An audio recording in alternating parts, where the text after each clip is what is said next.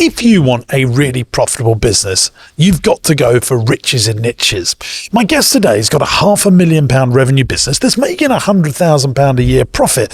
He's a builder that's all things to all people. What we really want to do is turn that business into a seriously profitable business. My advice to him will be to niche down, to get legendary status so that he can drive the profitability.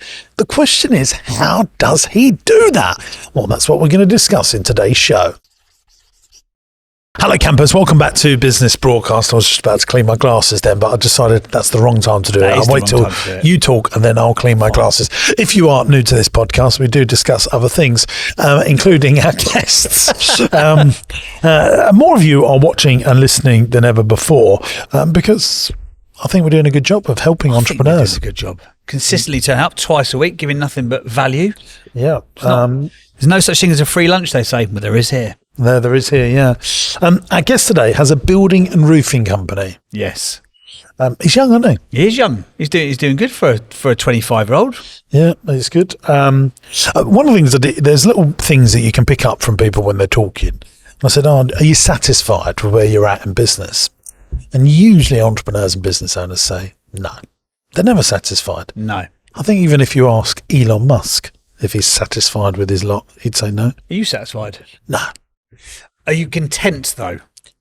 Oh, no. Are you happy? Let's go through all the emotions that I know. I'm happy with my family, unless my wife's annoying me. You happy today, then? You happy today? No, on the whole, I'm very happy with I feel very privileged. Were you happy with your life? There's always bloody challenges, isn't there? Like to deal with stuff. Like today, it's a bit like having bipolar, I think, being an entrepreneur. Like some days you're like, flipping hell, look at me. I'm doing it. Yeah. I'm doing it. And then other days, like, I'm doing it. Yeah. I'm doing it. You absolutely know that feeling, don't you, JB? Yeah. It's, the waking up in the middle of the night, panicking about stuff, worrying about stuff. It's genuinely... Who was it? It's the guy who's created that like $1 trillion company. Is like, would the one you do you've it again? never heard of. Never heard of him again. Still it's don't a know top his name. 5 company, Nvidia. We're talking. Never heard of him. And they were saying, would you do it again? He's like, nope. Absolutely not worth it. No, and he's like reached the top echelons of wealth and success. And, he's up there. He is up there with the Elon Musks and he will be in the next 10 years one of the wealthiest people in the world. It is a tightrope though, isn't it, to walk with trying to attain the next level of success, whatever that may be, trying to get to wherever it is, but still being driven from 9 till 5, or if you're an entrepreneur, probably from 6 till 10.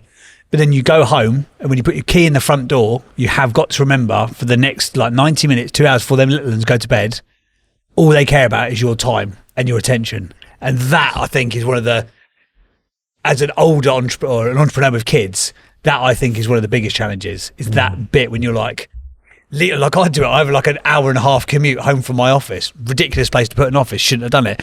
But then you get back home, so you get in the car, you listen to podcasts, you're doing client calls, and you get home, and then you're like, right, then you got to get into dad mode for the next 90 minutes. And then like that's the bit I think is most challenging for people. Do you do no work at home? Do I do? Sometimes. I used to before I ended up driving to Essex every bloody week, and now my sort of work from home day is work from Essex day. Yeah, that's how that shit. But look at the results you're getting. One of the other things I think that drives me is overall. Sorry, just to wrap that up in depressed. Are you happy? Because you said about life and family, you're very blessed. But if I say, are you a happy person? Yeah, I mean, I suppose. Yeah, I'm always annoyed if I'm not achieving though. That's what really depresses me. But for how long? Like, how long could you go without achieving, quote unquote? I just need to feel like I'm moving mountains. Yeah. Really? Every day? Yeah. So like on a Sunday, do you relax? Do you ever relax? Yeah, I can watch movies. I'm very good at that. But if you were, on a end of a Sunday, let's say, for example, all you've done is cook a nice roast dinner, which I've heard great things about, by the way, and you watched a movie, very good cook. Are you satisfied at the end of that day? You're like, oh, that's good. Or you're like, I didn't get ahead today. No, that I'm very good at that. But if don't feel like I've moved enough mountains, so like in a work day, if it hasn't gone your way, do you get you annoyed about it? Will you try and outwork things are not? Yeah, things are not. If I'm not making the impossible happen, I don't want to be doing the possible stuff, like doing the deals, getting them over the line. So like today, you've had a call about e-commerce and online. No, I had a meeting with my team that run Party Pieces. Yeah. Like last week, the sales dipped a bit. I'm like, this e-com thing is bloody hard work, getting it over the line. Yeah. Getting the conversions right, making sure the Google AdWords all work. And because it's quite new to us, I'm like, for the first year, I want to be in it and understand it. That's always your model as well, isn't it? Getting it for the first year, then bring great people around it and step out. So during that first year, do you feel, because obviously you can have growing pains, but are you dissatisfied during that first year? Like, are you annoyed today? You get the euphoria of doing the deal. Yeah. And then you've got the gun-ho approach that we're going to revolutionise this and change the world. And I don't think we are yet. Like, we've made improvements for sure, but How long have you had it though? like really started get going in July. So at the time we're recording, like 8 months, 9 months. Yeah. So are you satisfied with the steps you've taken in the I want to be compressed- doing they were doing 300 grand a month and we're down to like 100 grand a month, and I want to get it back up there, and it's all about understanding the PPC, and we've never really run e-com like that before. We often sold stuff on the internet, and so I've got to get into it, and unfortunately I know what a lot of people are doing now, just get an agency to do it. We've got an agency engaged. I don't think they're as good as doing it in-house. That's I don't feel we're getting the results that I think they've been at it for 2.5 months. Maybe we should have employed another person full-time, just growing the online sales. So at what point during the process will you make that call where you're like, actually we need someone I'm starting to think about it now. Really? Starting to think about it now, because why are we not getting the results? Are we thinking too small, just engaging an agency where we should be employing another person full-time to look at it? But then it's about finding the right person. And if the right person wandered through that door right now, they'd have a job. And that is the trick. But coming away from e-com into the building and roofing game, where we're going today. Let's segue. Our guest today has really been only going a few years. Yeah, he's done good in a short period of time. 0 to 3 years he's been trading, and he's up to 40 grand a month. Yeah, it's good. good. As it stands at the moment. He's got team members. He's got 2 that are employed, and then 15 to 20 subcontractor subbies, which is very standard in the building game, isn't it? Yeah. 3 challenges in the business. Hit me with your rhythm stick. Challenge number one. I've had that for a while. Challenge number 1, getting from 500k to 750. Challenge 2, winning the big jobs like extensions. So it sounds like he's doing a lot of smaller gigs at the moment. And challenge number 3, training my office employee to do things that I wasn't taught how to do. But I think he's resolved that challenge, because I think that office employee has gone in the time since he submitted his application to be on the pod. So he's fixed that challenge himself, but he's opened up a bunch of other challenges by the sounds of it. Yep. I asked him this, where do you want to be in 1 year's time? He said turning over 750 grand with 150k profit with a bigger team. Now, the only thing is with this profit, not that, it's laudable what he's done here. It's a good job, but he's including his salary in that profit. Yes. So, yes, I'm sure, if he was out in the marketplace, what would he be prepared to earn? And then you should discount that off of that to give you your true profit. Yeah. Because he is managing the business, isn't he? Yes. So it should be a managers plus wages. But most people don't do that, do they? No, they don't. No. And I don't care how you report it, but it's a philosophy. It's a mindset thing, isn't it? Yes, 100%. We always ask people what it looks like when it's finished. He said turning over 5 million quid and having a builder's merchants operation on the back end of it as well. So he's thinking bigger. Yeah, I like that. As soon as I read that, I was like, he's got the Jim seal of approval there. Yeah, that's a very good idea. Do you make the profit that you want to make? We've touched it already. If so, what is it? He said he makes £115,000, which is his wages and the profit. What are you doing as a builder up north? 60 grand? 50, I don't know. 60 grand? I don't know. I think most of them are subbies, aren't they? Yeah, probably. Self-employed. Yeah. Very, very difficult to employ people in this game. And I might be wrong there. I might be wrong. One of his challenges, I chatted to him before the pre-chat, and he was saying that staffing is one of the biggest challenges that he's got at the moment, because it's very difficult to retain staff. Because in the building game, they're either not that committed, or if they're really good, then they end up just buying their own tools, getting their own van and going off and doing the work themselves and keeping A lot of people do go off on their own and then find it hard to get the work, and then they realise that they're going out getting the work, and that's a full-time gig, quoting, doing stuff.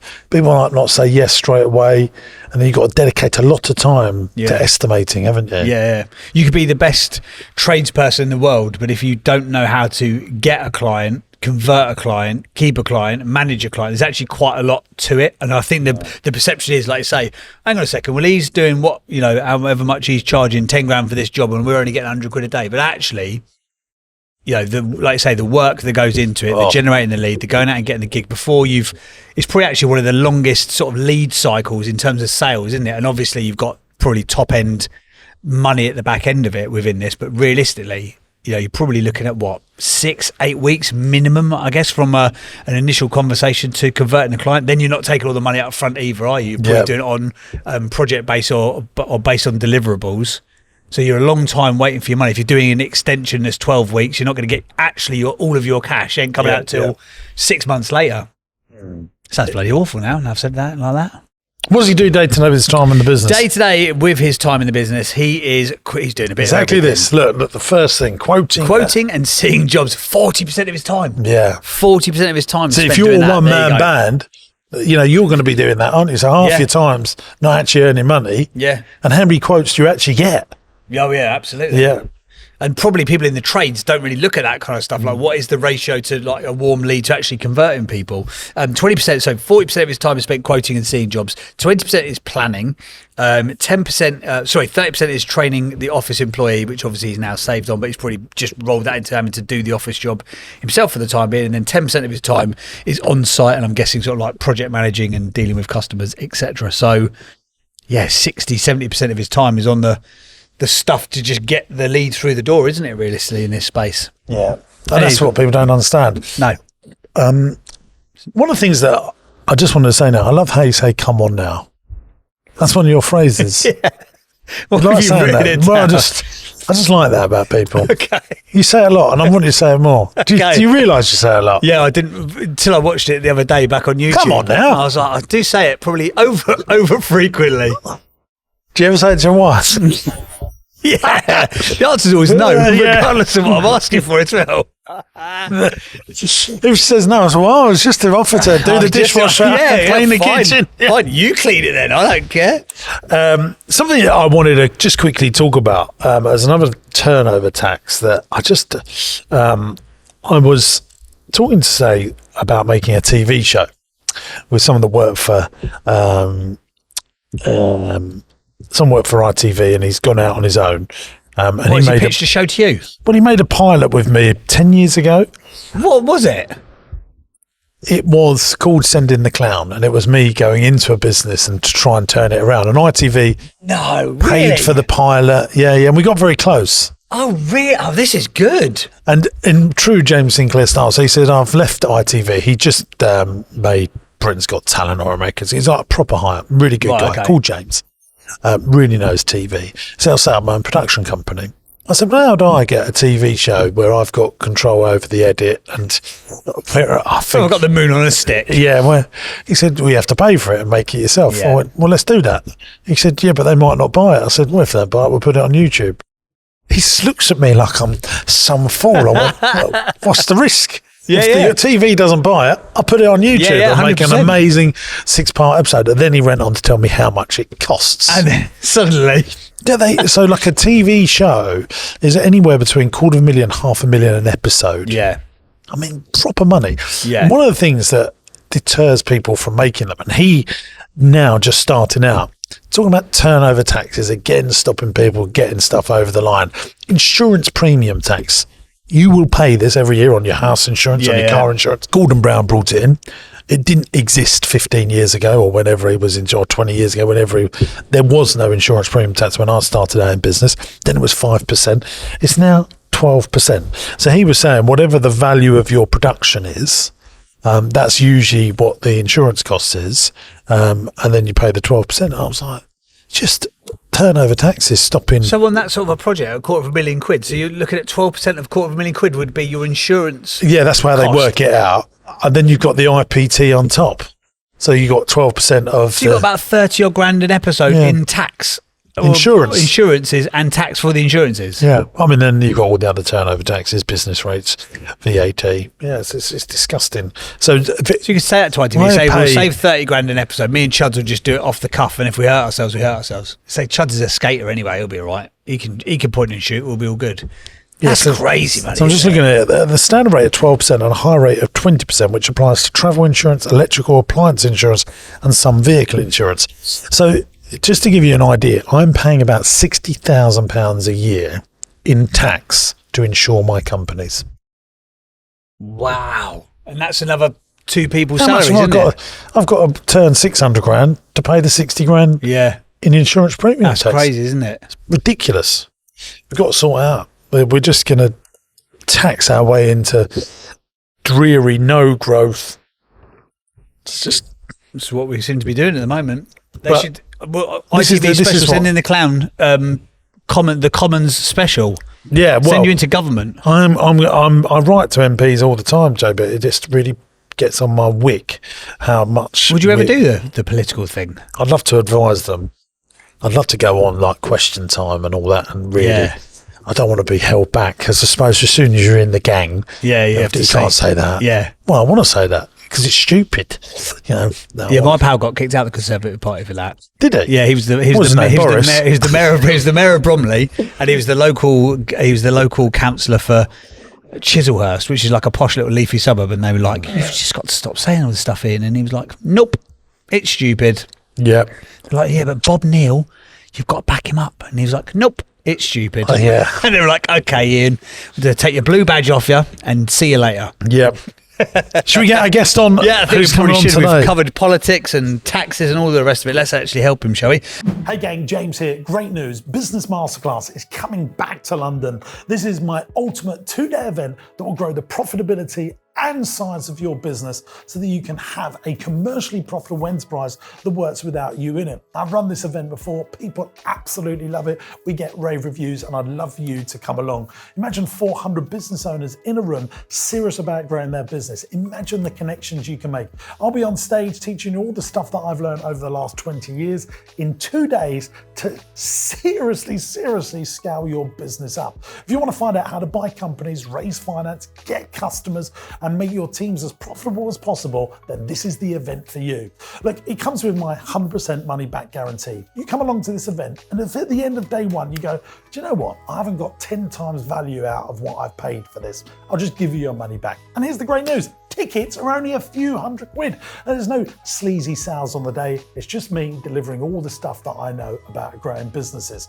And I can't wait to meet you. I'll be there. We'll have a little chat with the other 400 people in the room. It's big enough, but intimate enough to really learn the stuff that I know that scales businesses. Cannot wait to see you at Business Masterclass. Now, every year the tickets go like hotcakes, so make sure you get your ticket now.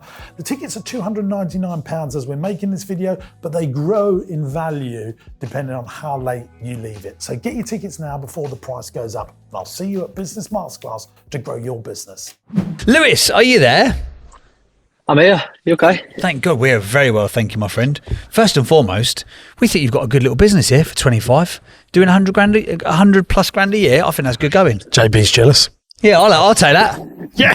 I'll take that. I don't know one end of a screwdriver from another, but it sounds easier than making 30 podcasts a week to me. Yeah. Maybe it's not, though. Maybe it's not. Give us the little the 60-second upsell pitch about you and your business, mate. How have you got to where you are? How did you get started and all that good stuff? So I started straight after school. I did an apprenticeship with my dad. He taught me so much, and also I think the big thing was he taught me all the morals of how to be with the customers, you don't turn up late, you don't do this, you don't do that. So I learned all my morals around customers' houses and how to be a business owner, as well as all the skills and that went with it. And then I think basically what had happened was I went into COVID. I'd actually my dad had he pushed me out of the employment life because my brother was coming on as an apprentice. So now I went self-employed. He put me self-employed as a subcontractor for him.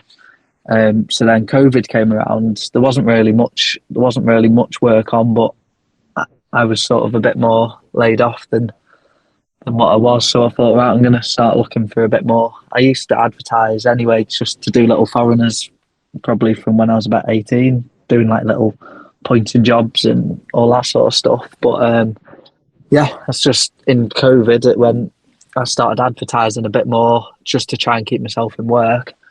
And then it just took off. And then before I knew it,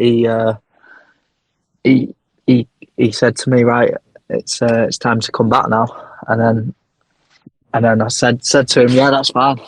I'll just need to finish this job, which will be finished on Monday, and then I'll be back. And then I got another job one that I'd priced actually came in between that time. And then I thought, right, I'm gonna have to tell him.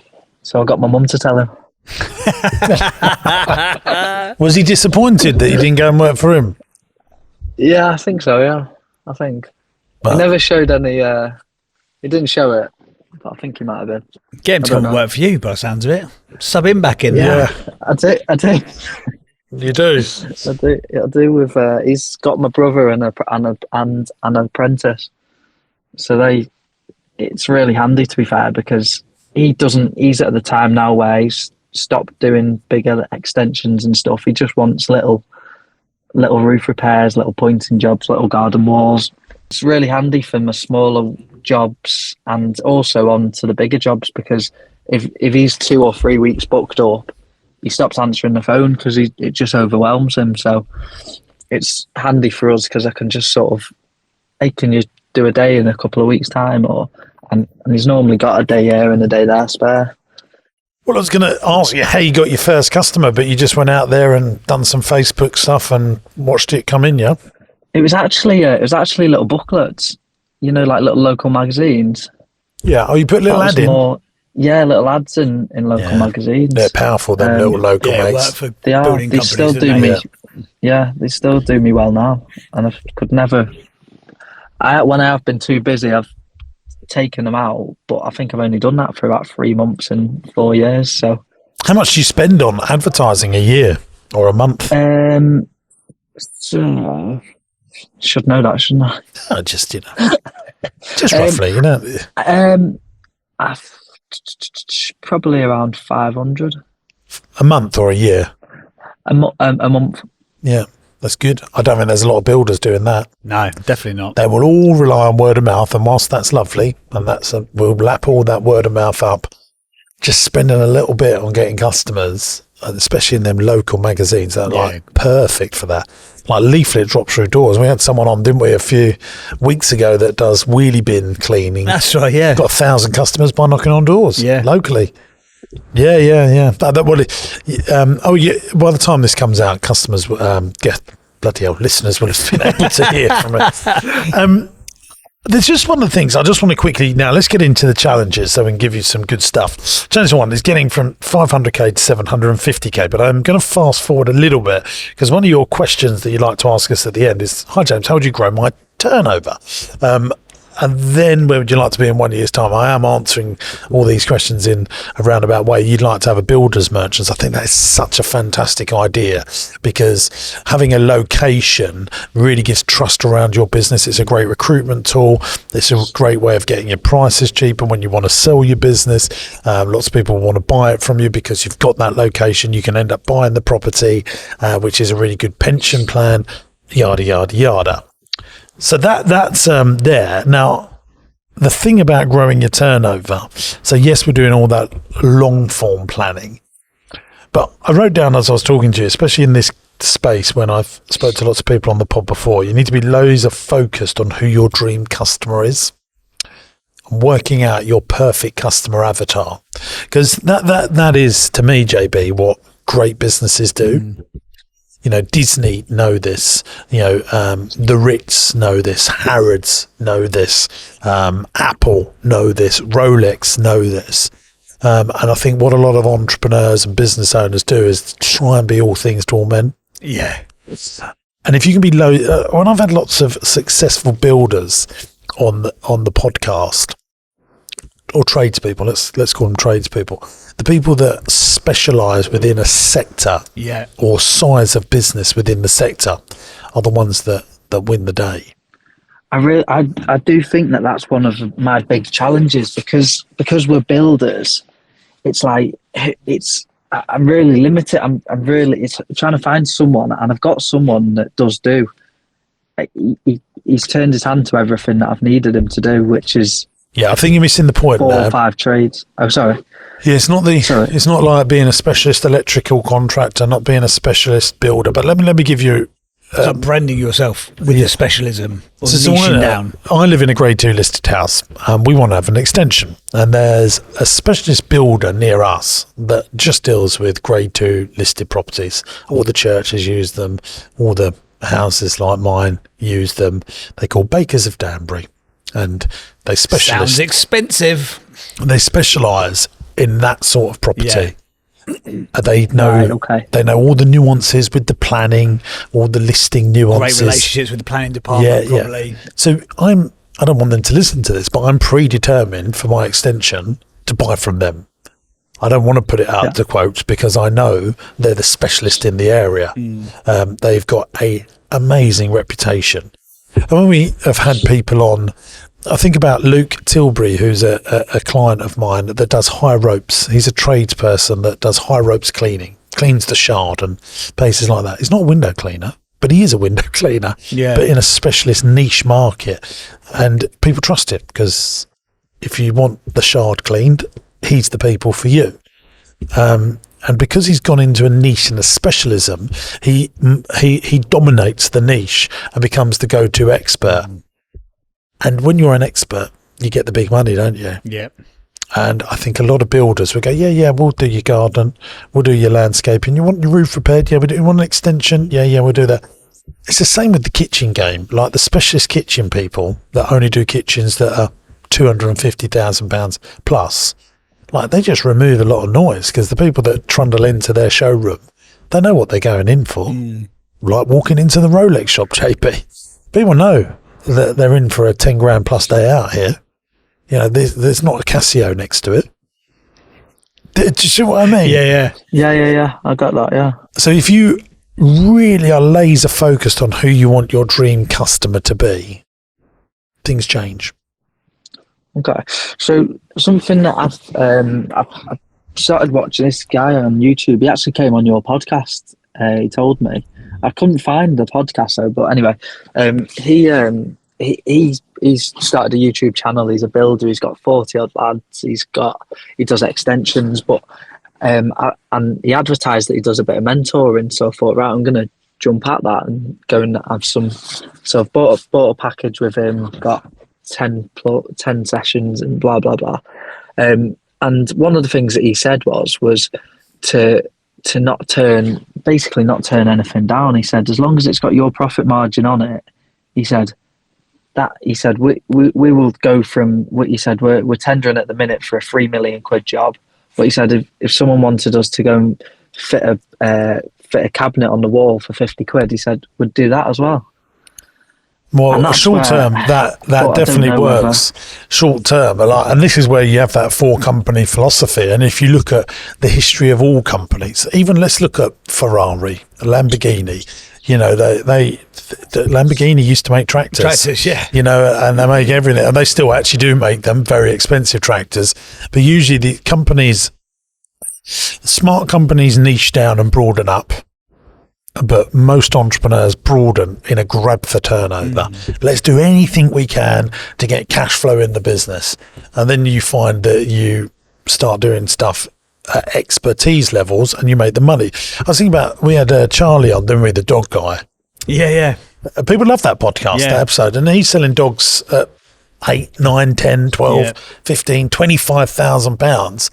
And is he the one that trained them? Yeah, but similar thing. I mean, any trade, like people trundling into his, inbox or phoning him up, know that he's the expert. Yeah, so pay X amount of money. Yeah, well, that's how we're all wired up. If you really break down human beings, like if you've got legend status, we will pay you legend money. And, But, that's why I use this 4 company philosophy, because yes, we've got to pay the bills in the early days, but you want to build your business into expert status as fast as you possibly can so that you start making margin. What is the 4 companies? Because obviously people who are regular listeners will have heard it, but it's worth reiterating for those who maybe they discover this new, fresh podcast and go, this is my new favourite. Yeah. So first of all, for clarity, we're not setting up 4 companies. No, it's a philosophy. Yes. Yes. We started ending each other's sentences now. Yes. Knew we'd get there eventually. Yeah, it is a philosophy, a mindset thing. So company number 1 is the company you are today. It's got cash flow. It's got to pay all the bills. Yep. Company number 2 is the one you really want to be. And company number 3 is a media and marketing company that is pumping in warm, qualified leads to your 2 operating companies. And company number 4 is a property investment company. And I believe that you should invest 50% of your profits into slow pound building assets. And for me, that's commercial property. Other people could be putting it into index funds, whole of market. What we're trying to do is build long, sustainable wealth over a period of time with their 4th company. So let's put that into action as giving that as an example. Let's talk about, come to my head, David Beckham. Company number 1, he's 16 years old and he's playing local team sport football. But really what he wants to be is the world-class player. That's his company number 2.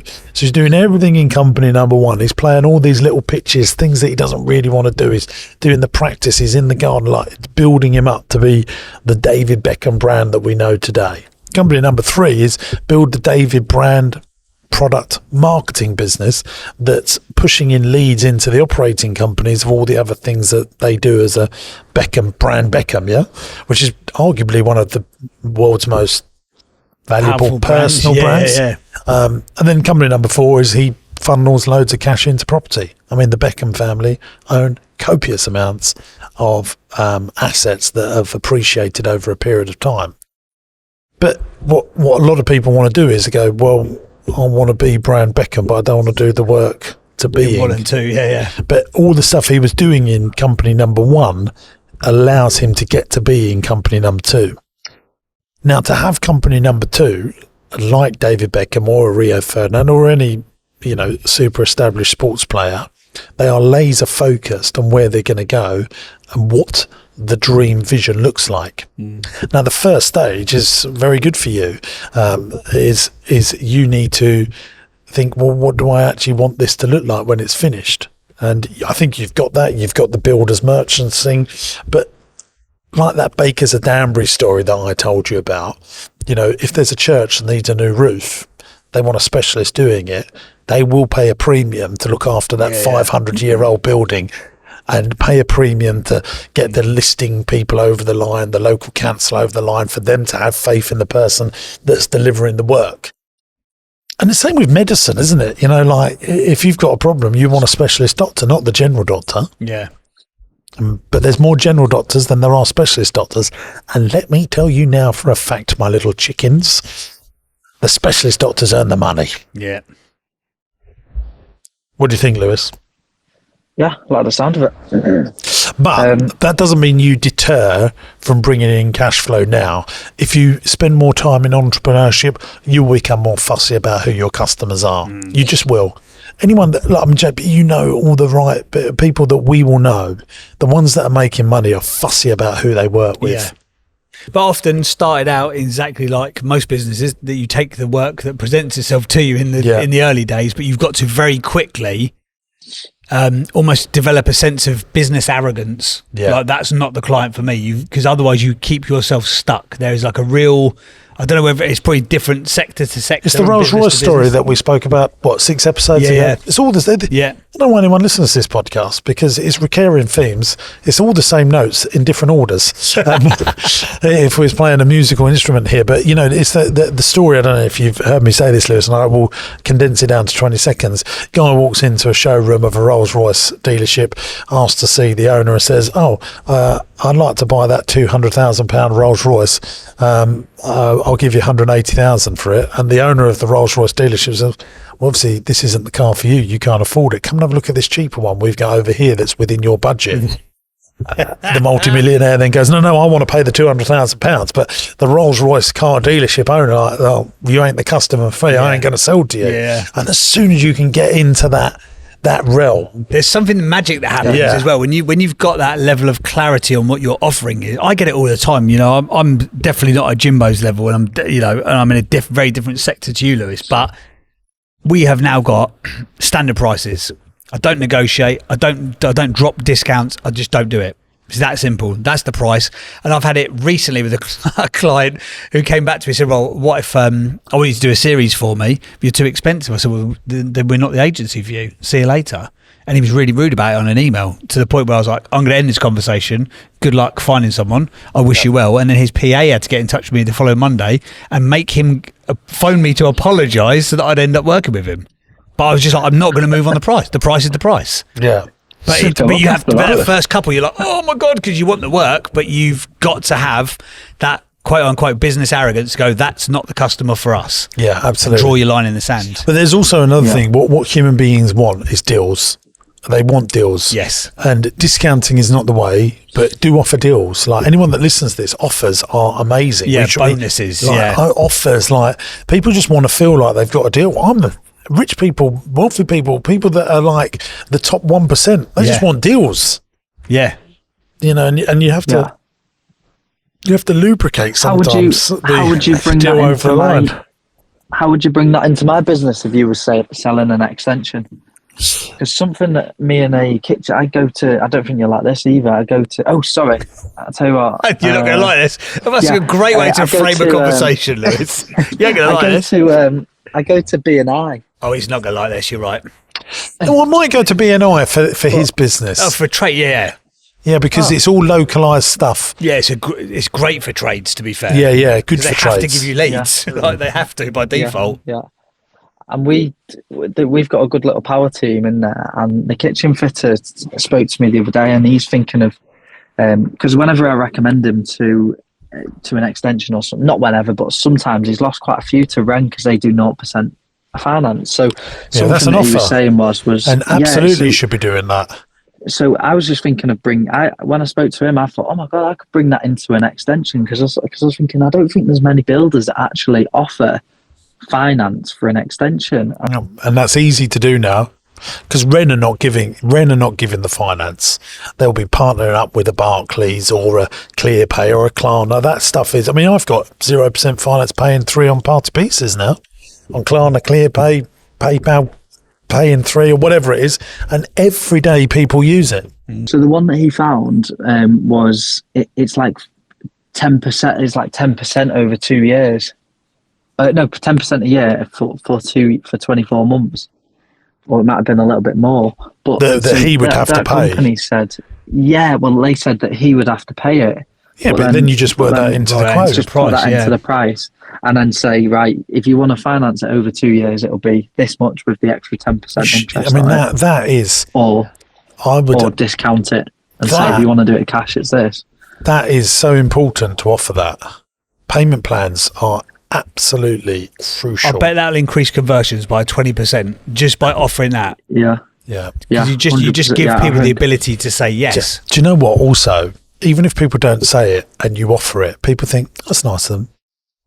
You that's look really like a nice. Company. Oh, they've got financing. They're backed by a bank. Then back of mind thinking, oh yeah, this is, they must be professional, and also nice to be offered it, even if you don't want it. Yeah, it's all those little things. And then it would also make them feel like they're getting a deal by buying it cash if they were going to buy it up front, wouldn't it? Yeah. If they're going to have a 10 grand saving. But there will also be other companies that won't ask for 10% that will be more competitive. You need to just go and Google that. Okay, go and find. Okay, so can you recommend any? No, because I don't want to. There are some others that I can think of, but I don't want to. I've never used them, so I don't like recommending things that I haven't used. Yeah. I'm using Klarna and ClearPay. I think they take 5% off of us for offering it on party pieces and for days out. Well, I can't believe how many people use it. Loads. Yeah. For days out as well, you're using it now. Yeah. Well, I got the idea because Peter Kay went live on tour. And you could buy Peter Kay tickets on Ticketmaster using Klarna, splitting the payments by 3. Couldn't believe it. I thought, I need to do that. And people, 10% of our Father Christmas experience used a payment plan method. No, did they? Yeah. And do you make it a bit more expensive? No, we just take the hit. Wow. 10%. Yeah. Yeah, I suppose so, yeah. On Party Pieces, we've just added PayPal, ClearPay and Klarna. And the PayPal wasn't a pay in 3 thing. It's 20% of people are using those 3 additional payment methods that we've just added. Wow. So you really do have to offer this stuff. Payment plans. And even if you self-finance it, deposit, pay it over 6 months if you're doing the job over 6 months, rather than saying you got to pay the whole lot up front. Anything like that you can do, like if you can afford it and you can cash flow it, you should definitely consider it. Especially the problem in the building game, a lot of it's sort of, you'll get to a certain point when you like first fix, then you do a certain amount of payment, then you do second fix or watertight second payment. So the people are used to that install payment thing, but they're probably not used to it being broken down. You know it's going to take 4 months, so you can say to them, hey, it's going to be this much up front, or if you want to do it over a 4-month period, and on the big jobs, installments. On the big jobs, people go, they're probably doing a lot of research, aren't they? Oh, yeah. We're having an extension. What's this going to cost? Let's get a few people around. It's going to cost 100,000. They go, okay, right. Then, shall I remortgage my house, get the money out, or I've got a bonus coming in 6 months, or Nan said she'd put some, all of this work that needs to be done. If you can then say, well, that £100,000, you can do that 0% over 36 months or 24 months, that might make people go, well, I've got all that money coming in, I might as well just get this done now, and then I'll clear it. Yeah. All these things, so it means that you might be the reason they would use you over someone else. Right, okay, yeah. Because I know that kitchen fitter has lost kitchens because he doesn't offer that. And I just, when I brought it into my business, I thought, wow, it's an even bigger scale, because he's doing kitchens which are like 30, 40 grand. Whereas if it's an extension which is 100, 150, 200 grand, then it's a definite benefit for them, innit? Absolutely. Right. So let's, I feel like we've hopefully helped a little bit. So getting from 500 to 750k, be laser focused on your jobs, and then winning the big jobs like extensions. I think, how do you get a big cheese that's got more fiscal firepower to use you over a competitor? So guarantees are really important. Now, if you offer guarantees, but it's like a little secret squirrel that no one knows about, start making that very obvious. Testimonials, and proof of expertise. And this is being Google famous, because if someone's going to spend money with you after initially meeting you, they go on the research game, don't they? They're going to go and check you out online. Yeah. And if you've got loads of content, if you've had articles written about you, I've got a little story to tell you about why I know this is so important, which will remind me, JB, say bank article, and I'll tell you in a minute, because it is relevant here. You want to be making sure you're doing local PR. So if there's anything that you can do, any jobs that you can do for local councils, local schools, that you might not necessarily make the same margin on, but you can hang your hat on it and say, we did X, Y, Z. That is the James Sinclair playbook. Like working for a council, working for a school, working for a church, or working for a big building that everyone will know around of Cheshire where you're based. That's powerful. It's a word of mouth accelerator, isn't it? That stuff. Right, okay, yeah. Because you look really trusted, don't you, if you're in them sort of places. When I was a kids entertainer and just started out, people would not have seen me before, but they would, I've sort of been recommended you. That's usually great over the line. But if I would go to a school and say, can I come and do your school disco? The next thing I would say, because my original headmaster at the school that I was at, he got me in. I said, look, I've done Hogarth Primary School's school disco, the school that I went to, that my head teacher just loved me and let me do when I was 16. He remembered me going there. But because I could say I'd done another school, it was much easier to get into another school, you know? And that is how we work as human beings. This whole business thing is all psychology, really, isn't it? Yeah. It's how Nike have built a multi-billion pound company. My son wants blue Nikes because his best mate's got blue Nikes. He's got another bloody Nike, so I had to get him these bloody blue Nikes. Just so they can be in the same cool clique, and it's just how we work, isn't it? Yeah. Is he at that stage now? Is he? It's already happened, 7 years old. Scary. And these Nikes that he wants are not as cool as the high tops that I chose him. And I just know that. I've missed that little advert on the podcast. I know. Well, JB does the edit now and he doesn't put it in anymore, so no one gets to hear that. We might put it back in as a little treat in just a moment. So be laser focused on who your customer is and winning the big jobs like big extensions. Get some big hitters around you that you can hang your hat on. That's what I do. And then put it all over your marketing material. So if you're in a town, we've done this district council, we've done that school or whatever. And I also think for back in the day, top secret, I don't know if I've ever told you this. So I used to sell double glazing for about 3 weeks. Did you? I sold double glazing, for Zenith Windows. Had a whole presentation with a window. You put it on the floor, jump on the window. I loved it. I thought it was fantastic. But did you get good training? Yeah, it was very good actually.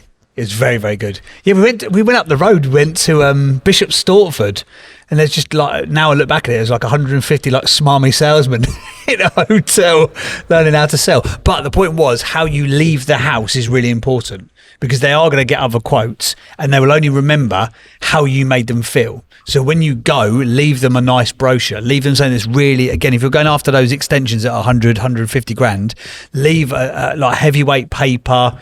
Only has to be like 3, 4, 5, 6 pages, something like that. It wouldn't be expensive to do, but leave them with that when you go. So then the lasting memory of you in the house stays with them. No one else is doing that. I mean, if I was Lewis, I would absolutely, if you think the training's good, apply to be a double glazing salesman and just go on the course and go, it's not for me, but thanks for all the training. Yeah, it's brilliant to be fair. It's literally just sales training. Yeah. That's actually a great someone shout. Someone said to me I should invest in a salesman course. Yeah, I mean, I actually put on my LinkedIn last night, I would like to get us to have, I didn't even ask you, JB, but it's still my podcast, so I'm still the big cheese here. But I would like us to have someone that's not necessarily owns a call centre, that's managing a call centre team. Oh, I saw this, Just to ask, does this actually bloody work? Like, do you get a return on investment on it? And then double glazing, that's funny that we've segued into that, because they're actually the masters of it, aren't they? Yeah, they really are. So there we go. Something else that I was going to ask you was another tradesman that I know, not in the building trade, not a builder, but a different trade. He spends a lot of money on Facebook ads and Instagram ads and stuff, and gets a lot from it.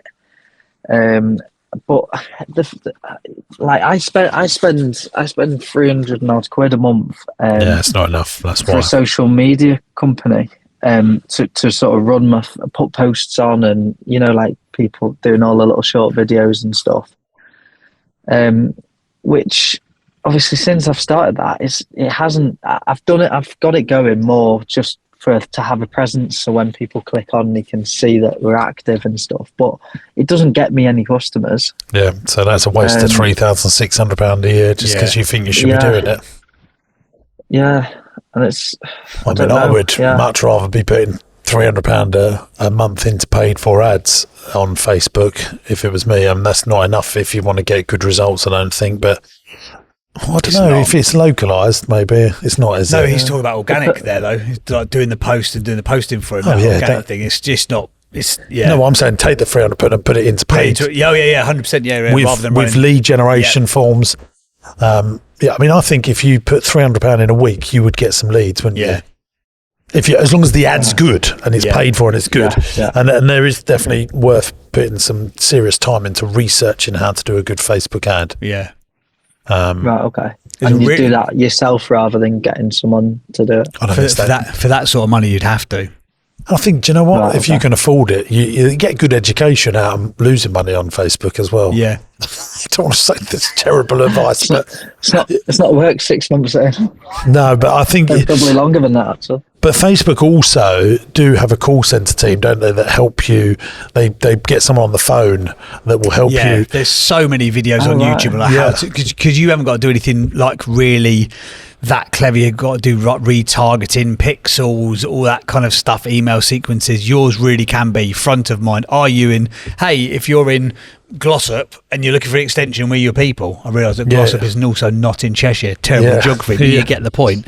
And there's actually a platform called AI Creative, and that will build out, especially for your sector, you can put in a load of photos and stuff, and it will actually give you a load of creative made for you for like $40 a month or something. It's really good little platform, that.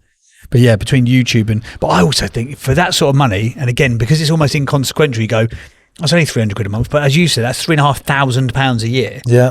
If you've already seen results from like little magazines and stuff, you could probably be advertising in every small magazine for $3,500 in your local area. But I know if you did them Facebook lead page ads, that's where you. All right, and that's to your point. What Jim's making there, the lead page ads are so easy. It's literally one piece of creative, i.e., like a little video or a little still graphic, and they just give you their details within 20 minutes of where you live. It's so good. It's really, really effective. We've been running it for a client who's got a training company, and they are just getting dozens and dozens of leads every single day. It's like £50 a day. It's not lots of dough that they're spending either, and they're converting. Yeah, that's the main thing, isn't it? Because I am sort of looking at it now thinking I'm just throwing that money away. But also you might even be able to do them. I don't know. Daniel Priest has got this score app thing, like about how much does an extension cost, what are the things you need to think about. Do a little quiz, 8-page quiz that will give you a lead. People love doing quizzes. That's very cheap to do, and it pre-qualifies. Then you get all of their challenges, you know their price point in advance. You get into a sales conversation, you already know what you're looking at. Go and check that out. Score App. Look at all these people give free recommendations out. They don't give us anything in return. He should sponsor your podcast, really, shouldn't he? I don't want him sponsoring my podcast. I want your fashion suppliers to sponsor the podcast. Here he goes again. Don't forget that local PR marketing. I'm going to tell my bank story in just a moment, but if you can get in the local rag, the local newspaper, and they're heavily online now. So we've got Essex Live. I'm sure where you live, you might have Bromley Live, or like the regional Facebook pages that are put together by the local newspaper have huge followings. Like they're on the traffic, they're on the crime in the area. That's it. And so this local newspaper has really done very well to migrate onto socials and getting a lot of eyeballs, and people go there for point of reference. So if you've won any awards, or you're doing anything really quirky, if there's any PR stories around that, and that will give you good search engine optimization back to your website, and all that stuff is just time, and usually you can get them for free because they're always looking for new news. You can normally submit your news story. They will actually, if you go onto like the local newspaper, which will run these accounts, there's normally like a news desk at email address, and you can actually just submit what you call a press release. You don't have to make it as fancy as a press release, but if there is a story around your business, that also the thing with local press is what's in it for that local audience, like what story they're trying to tell, because they have to have localized stories. So if, for example, you do the weird church and wonderful thing, or the church roof got blown off and you guys went out and sort of fixed it up or whatever, like that local stuff could give you real credibility, or discovery quickly. If you discovered a new way of building that no one else has ever done before, or you write something controversial. I really don't think solar panels are worth it. Here's what I think's better.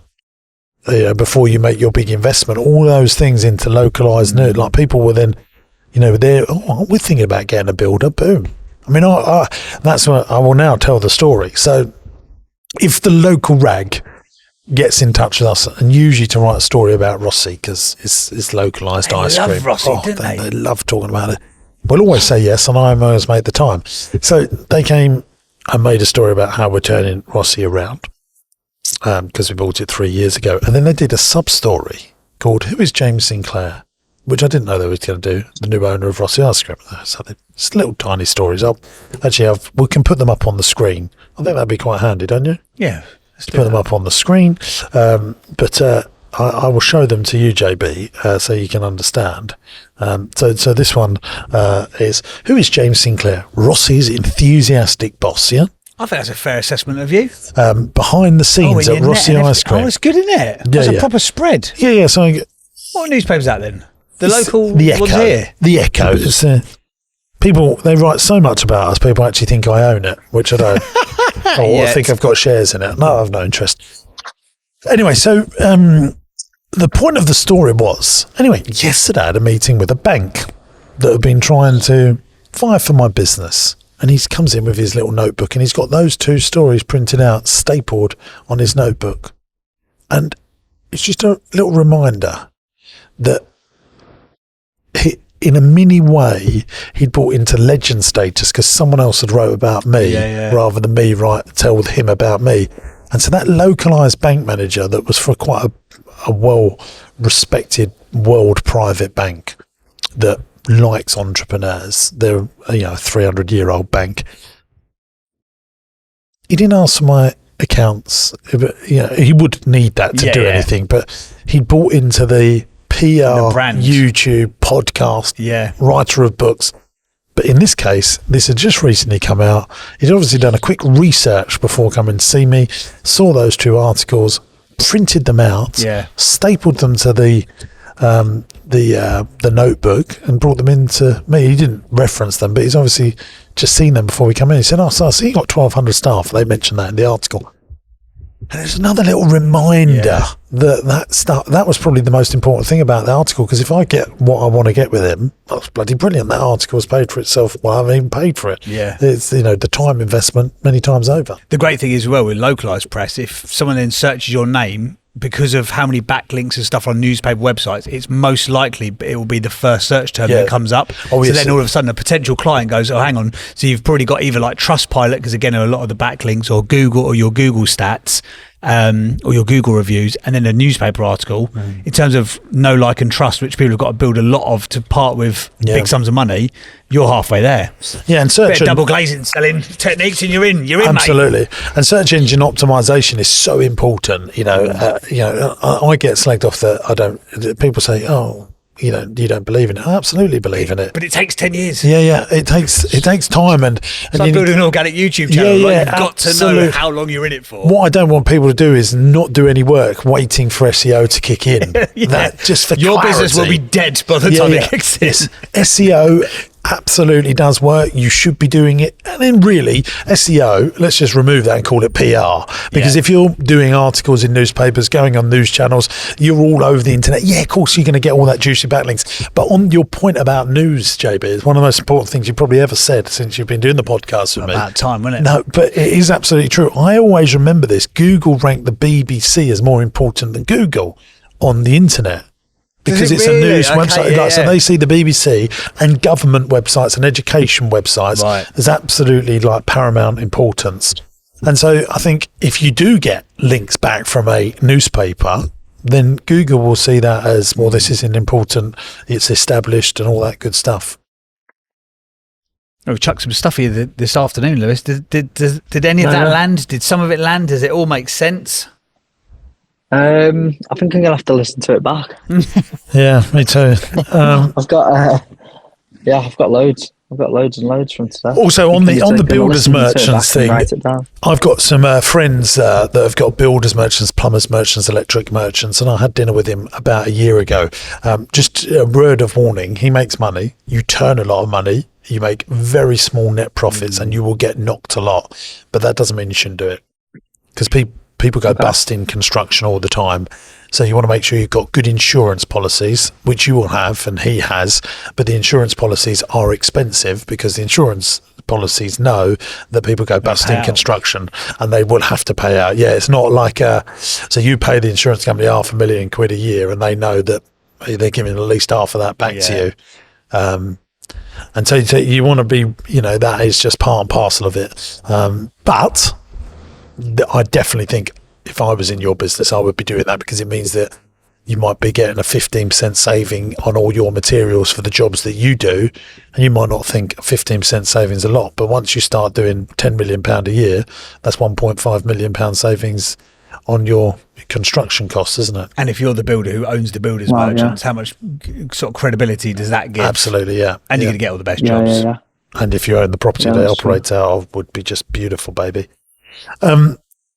We got some questions before we dash off, and Jay Chance is going to have a go at us because he said just before we started this podcast, he said, make sure you mention the podcast live at the start of the show. And an hour in, we haven't mentioned it. We'll get to it eventually. Yeah, but let's do the questions first. Let's do a question, because I know we're sort of running fast out of time. So you submitted 5 questions that you wanted to ask Jim. If you could distill that down, I think we've covered a couple of them anyway. But if there's any that are still remaining and you'd like answered, Lewis, what would your one killer question be? Okay, so I think one for me would be, I don't think it's even on there, but if you were in my position now, would you look at buying any other businesses, or would you look at buying another construction company to try and increase? I think that would be my question. Would you buy any other businesses, or would you do I'd always be looking. Would you do? I'd always be looking, but I have some quick rules on buying companies that I've learned that will give you an insurance policy about just buying profitable jobs, which you could be in danger of doing in this sector. We want a location-based business with over 1 million of turnover, with management and knowledge in place that you can leverage into your existing business. So if it turns over £1 million, it's location-based, not just a load of contracts that could be stolen and whiffed away, and there's a good management team in place that you can leverage, you should absolutely look at it. But if you buy something that's only doing £300,000 a year, that's usually a profitable job and should be avoided. So if a builder's merchant came up, I would definitely go and look at that. Okay, and how would you buy it? What would be a creative way of buying it without paying forward 300 grand? Or? Yeah, I mean, it all depends on the deal by deal location. I mean, there's loads of stuff in Entrepreneurs University about buying companies. If you really want to know how to do it, obviously, there's loads of ways that I've shared on my content about doing it, but it all depends on a deal-by-deal basis. There's 21 different ways of doing it, and I've done all of them. You pay all the cash up front. Yeah, you do vendor finance. You do part and part. You bring a bank in. You bring an investor in. There's many, many ways to do it. We run an event called Buying Companies.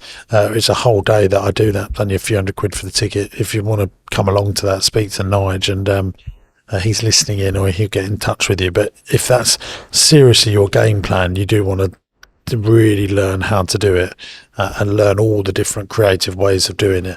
But the first stage, if you want to buy companies, is actually go and view some companies for sale, and then the universe finds the creativity for you. I know that sounds really woo-woo, but I've always proactively got in the car and gone and see things. And if I really want them, I'll find a way.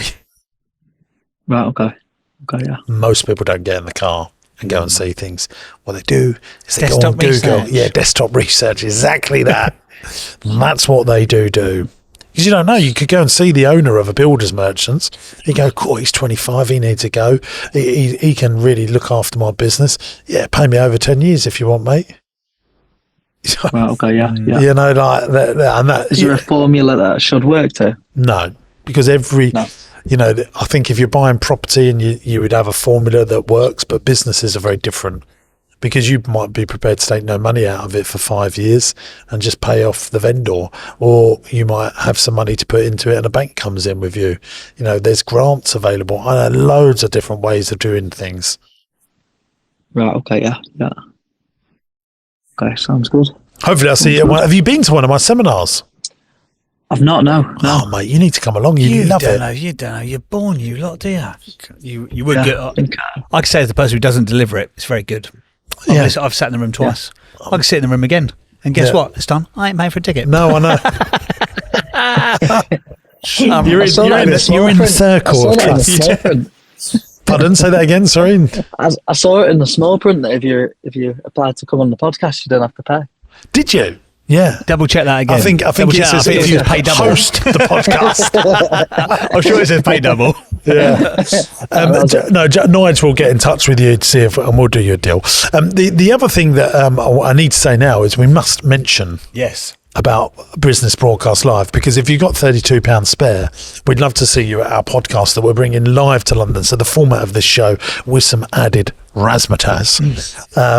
We will see you in Leicester Square in London. Lewis will be there. You'll be there, won't you, Lewis? Yes, I will. Yeah. Yeah. Good answer. Bring your friends. June the 10th at 7 p.m. It's a Monday night. We have drinks and stuff after. It'll be 400 entrepreneurs all in the same room, under the same roof. Under the same roof. Sharing wisdom and insights and knowledge. In the great big smoke that is London. There you go. If someone is listening in Cheshire, they're going, do you know what? I write like that, lad. I'll fancy an extension. How can they get hold of you, Lewis? On our social media pages, we're short on followers. That's because you're only paying 300 quid a month. We've already covered that off, Lewis. Come on now. There you go. Come on now. We're in. It's LPB Building and Roofing. Yeah. And we've got you can find us on our website. LPB Building and Roofing. Is that the handle that you've got? I might have stumbled across one of your challenges with your social media. It's too hard to spell. Oh really? Oh, okay. Yeah, Lima Papa Bravo. That's how I like to say it. Wow, okay. Well, it sounds like the old Bill now. Blimey, now it's made me feel uncomfortable all of a sudden. Lima Papa Bravo. Great stuff. Right, we will go and search you over there. Fantastic stuff. Thank you for being on, mate. We wish you well, and maybe we'll circle back to you in 6 months' time and see what you've implemented from this pod and find out how you're getting on. Awesome stuff. Good stuff. Perfect. Thank you, mate. Thank you for being on the show. There you go. Well, there is Lewis, all the way from sunny Cheshire. Is it always sunny in Cheshire? I'm just making sure that I send you now these two things so that you can put it on the team. Yeah. So I don't want to forget that. There we go. I've done it. Awesome. Well, that was good, wasn't he? 25 years old. Yeah, he's going to go far. Yes. Should we rate him quickly? Oh, we should definitely do that, shouldn't we? Yeah. Do you want to use your book or mine? Use yours, because I don't want to scribble all over it like you. Yeah. Looks like a toddler's got hold of yours. What are you drawing here? I always draw this. It's like an infinite loop. It's like how your mind works. Yes. We rate our guests when we can remember to do it. When we can remember to tell people about our podcast at the beginning of the episode. Details. All right, you ready? So we're going to do the 8 traits of great entrepreneurs, and together JB and I shall rate our guest today. He was Lewis. He's now gone, so we can say what we like about him. I don't care if he's there. I'll still say what I like about them. Number 1, start him in the end in mind. Absolutely not. No, I don't think can't so. Have that one. But I think he could. He could. Now he's had his mind open to it. Number 2, passionate about their cause. If we both made that noise, then I think that's a no as well. But I think, again, he could be. Yeah. No, actually, do you know what? He's 25. He's been at it since 16. He's 9 years. He's got more sticker power than I've had. I don't stick to anything for 9 years. So, yeah, he can have half a point there. I reckon he can have 2 halves. Okay, so we'll give him 1 for that. One collectively. Untold amounts of resilience. Yeah, I think he's very resilient. Yeah, we'll give him that. So we're on 2 now. Went out and started his own thing, and then his dad goes, come back to work. He went, nah, mate. Yeah, get mum to tell dad. Maybe not so resilient. No, I know that feeling. They master relationships with people. I reckon he could get there. Yeah, I think he's got that. Commercial awareness. I'm going to give him half a point for that, JB, because I do think he's on his way, isn't he? At 20, yeah. Yeah, is he? He's spending £300 a month thinking that's enough on ads. Mind you, that's not sexist. I think he's got the foundations of it, just not the experience of it. Foundations, very good. Put yourself a pun point down there as well, because we're talking about so building. What have we got here? We've got 1. We've had this really confusing. I think he's got 3 out of 5 so far. Okay, then they innovate to evaporate, so they don't evaporate. Is he an innovator? Oh, yeah. He went out and got his own job, didn't he? Went out and started his own thing. Well, getting a job, well, that's innovation. No, sorry, he started his own thing when his dad said there was no work about. Yeah, I suppose. You giving it? Nah, maybe not then. You decide, it's your show. No. If we're going to slag people off, I want you to be doing this jointly and correctly. No, I think we give him half of that. Master marketer, 3.5. No, he's not. He's done. He's just. I'll pay £300 someone else, so I'll get that problem off my desk, which is not. If you're watching this or listening to this or whatever, any of my stuff, you've got to become a master marketer to smash entrepreneurship. So then you know the right questions to ask the people that are doing it for you. They stay teachable and curious. I think he's staying. Oh, he's definitely that. Yeah. So is that 5 out of 8? 5 out of 8. Because you've done all these halves. Yeah, there you go. He can have 5 out of 8. There you go. Lewis has scored himself 5 out of 8. I kicked him out of the room on Riverside. He's come back in though, so he's now listening. He's still listening back in. So he scored 5 out of 8, Lewis, on the 8 traits of the greats. But don't worry, even if you weren't in the room, you win nothing for it. We just like to do it for a bit of fun more than anything. Good stuff. Well, thanks for being on. Hopefully we'll see you at Business Broadcast Live. All the details of how you can get tickets are on my website, jamessinclair.net, or just go into the Google and type in James Sinclair Podcast Live London and it should come up. The Google. Google. I went there the other night. It's a proper like West End theatre. I know, we're not messing around, I'm Sunshine. not messing about, are we? Click the link in the show notes so you can find out more about it, and we'll see you on the next pod. Thank you. Bye-bye. Bye-bye. Thanks for watching today, gang. I hope you enjoyed the show. Now, look, we're looking for some great businesses to come on the podcast. If you've got challenges, but you're desperate to grow your business and you can't necessarily work out how to do it on your own, you'll be a perfect candidate to come here on the podcast. It's absolutely free to come on the show. Go to my website, jamessinclair.net, and there's a podcast button. Click on the podcast button, fill in the application form, and we'll do our very best to get you on the show and try and grow your business. If you're loving the podcast, make sure you subscribe to the channel by clicking here. And why not give this one a watch? I think you'll like it.